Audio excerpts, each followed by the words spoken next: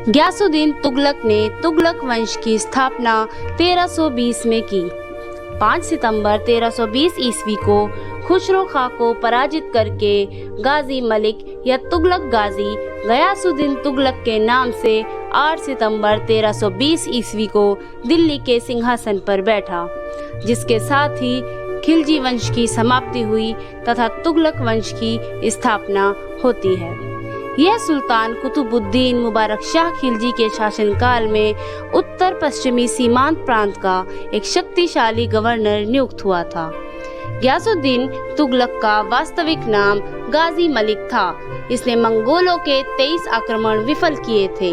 मंगोलों को पराजित करने के कारण वह मलिकुल गाजी के नाम से प्रसिद्ध हुआ। किसानों की स्थिति में सुधार करना और कृषि योग्य भूमि में वृद्धि करना उसके 2 मुख्य उद्देश्य थे। अलाउद्दीन खिलजी द्वारा लागू की गई भूमि लगान तथा मंडी संबंधी नीति के पक्ष में वह नहीं था।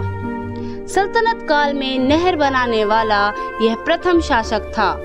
अलाउद्दीन खिलजी की कठोर नीति के विपरीत गयासुद्दीन ने उदारता की नीति अपनाई, जिसे बन्नी ने रस्मे मियान अर्थात मध्यपंथी नीति कहा।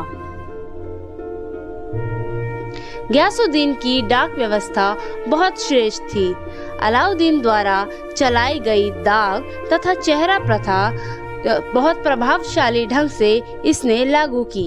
दाग यानी घोड़ों को दागना तथा चेहरा प्रथा के अंतर्गत सैनिकों का ब्यौरा रखा जाता था। बन्नी के अनुसार सुल्तान अपने सैनिकों के साथ पुत्रवत व्यवहार करता था।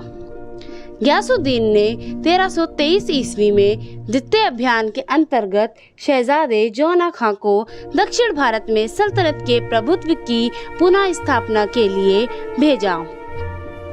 गियासुद्दीन के समय में ही सबसे पहले दक्षिण के राज्यों को दिल्ली सल्तनत में मिलाया गया। गियासुद्दीन तुगलक ने दिल्ली के समीप स्थित पहाड़ियों पर तुगलकाबाद नाम का एक नया नगर स्थापित किया। रोमन शैली में निर्मित इस नगर में एक दुर्ग का निर्माण भी हुआ। इस दुर्ग को 56 कोट के नाम से भी जाना जाता है।